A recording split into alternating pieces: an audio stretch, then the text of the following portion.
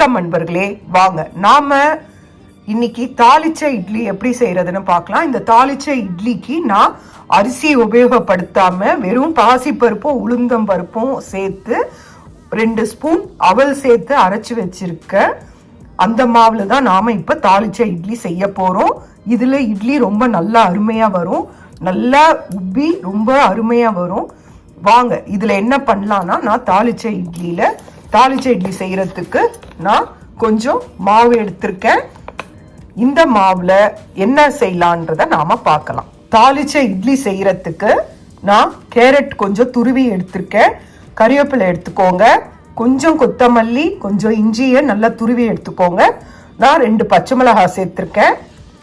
நாம இப்போ ஒரு பேன்ல 1 ஸ்பூன் எண்ணெய் விட்டுக்கலாம். எண்ணெய் காஞ்சதும் கடுகு, கடலைப்பருப்பு, உளுத்தம்பருப்பு ஒரு ஸ்பூனு சேர்த்துக்கலாம். பாருங்க, பேன்ல எண்ணெய் 1 ஸ்பூன் எடுத்திருக்கேன், இது காஞ்சிடுச்சு. இப்போ நான் இதுல கடுகு, உளுத்தம்பருப்பு, கடலைப்பருப்பு சேர்க்கிறேன். இதுல கடுகு, உளுத்தம்பருப்பு போட்டாச்சு. இது நல்லா ஃப்ரை ஆகட்டும், நல்லா வதங்கட்டும். அதுக்கு பிறகு இதுல நாம துருவி வச்ச இஞ்சியை சேர்த்துக்கலாம்.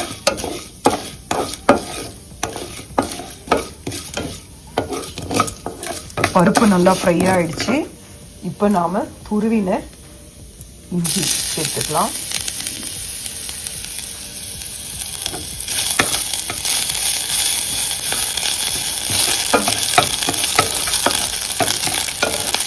உங்களுக்கு விருப்பம் இருந்தா இதுல கொடமிளகா பொடியா நறுக்கி போட்டுக்கலாம், பச்சை பட்டாணி சேர்த்துக்கலாம்,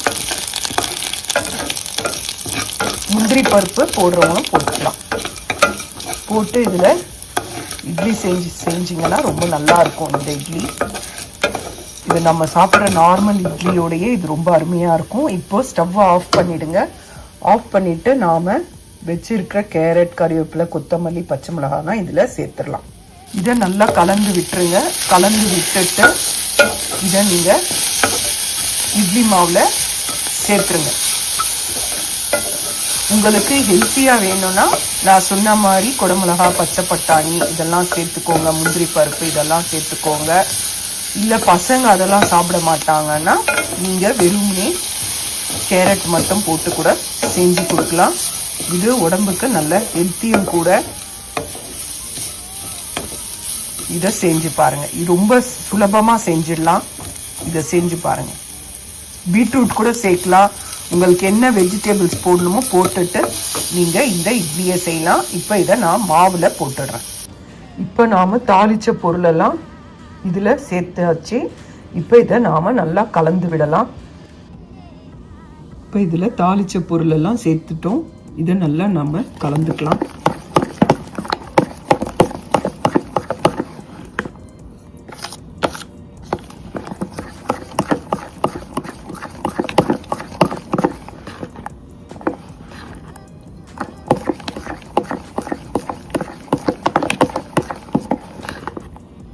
இப்போ இட்லி பானையை தண்ணி விட்டு அடுப்பில் கொதிக்க வைங்க. தண்ணி கொதித்ததும் நாம் இட்லி தட்டில் எண்ணெயை தொடச்சி நாம் இதை இட்லி மாவு தட்டில் வாத்துடலாம். நல்லா கலக்கியாச்சு. இப்போ நாம் இதை இட்லி வாத்துறோம்.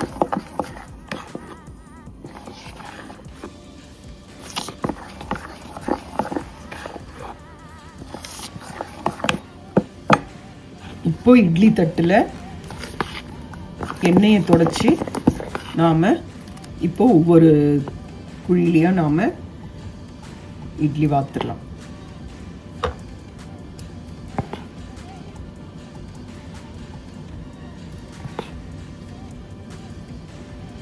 இதை நாம் இட்லி பானை தண்ணி கொதிச்சோன்னா நாம் அதில் இதை வச்சிடலாம்.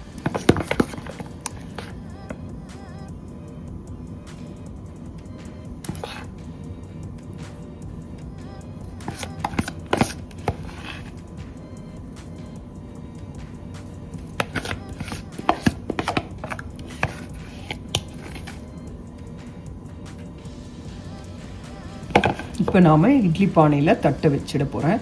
இப்போ இதை நான் இட்லி பானையில் வச்சாச்சு. எந்த 15 மினிட்ஸில் இது ரெடி ஆகிடும். ஏன்னா 8 இட்லி தான், 15 மினிட்ஸில் ரெடி ஆகிடும். அதே மாதிரி நீங்கள் உங்கள் இட்லி பானைக்கு ஏற்ற அளவில் நீங்கள் வச்சு நிப்பாட்டிடுங்க. இன்னொரு தட்டும் வச்சாச்சு. உங்களுக்கு இது ரெடியான பிறகு உங்களுக்கு நான் காட்டுறேன். இது பாருங்கள், மூடி போட்டு வச்சாச்சு. எனக்கு 15 மினிட்ஸ் பொறுத்தோன்னே உங்களுக்கு நான் இது காட்டுறேன். இட்லி வெந்துருச்சுங்க பாருங்கள், கையில் ஒட்டவே இல்லை, நல்லா எழும்பி வந்துருக்கு பாருங்கள் புஷ்ஷுன்னு. இதை பாருங்கள், சூப்பராக இருக்குங்க. இது ஆறின பிறகு உங்களுக்கு நான் எடுத்து காட்டுறேன். இட்லி பாருங்க சூப்பராக ரெடி ஆயிடுச்சு. ரொம்ப நல்லா இருக்கு, டேஸ்டாக இருக்கு. நீங்கள் வந்து சாப்பிட்டு பாருங்க. இது நல்ல உடம்புக்கு நல்ல ஹெல்த்தியான டிஷ்ஷு. இதை செஞ்சு பாருங்க. செஞ்சு பார்த்துட்டு சாப்பிட்டுட்டு இது உங்களுக்கு பிடிச்சிருந்தா கண்டிப்பாக லைக் பண்ணுங்க. உங்கள் வீட்லேயும் இதை செஞ்சு பாருங்க. இது கண்டிப்பாக நல்லா இருக்கும். இது நல்லா இருக்காதுன்னே யோசிக்காதீங்க. நீங்கள் ட்ரை பண்ணுறதுக்கு முதல்ல கால் கப்பு போட்டு கூட செஞ்சு பாருங்கள். பிடிச்சிருந்தா அதிகமாகவே போட்டு இனிமேல் நீங்கள் ரெகுலராகவே இதை செய்ய ஆரம்பிச்சிடுவீங்க. அதனால் செஞ்சு பாருங்கள். செய்யாமல் இது நல்லா இருக்குமா நல்லா இருக்காதுன்னெலாம் யோசிக்காதீங்க. கண்டிப்பாக இது நல்லா இருக்கும். பாருங்கள், இதை நான் இட்லியை போடுறேன். பாருங்கள் எவ்வளோ நல்லா சாஃப்டாக இருக்குது பாருங்கள். இங்கே பாருங்கள்,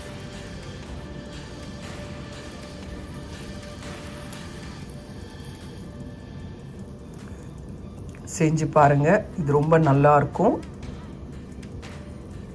ட்ரை பண்ணி பாருங்கள்.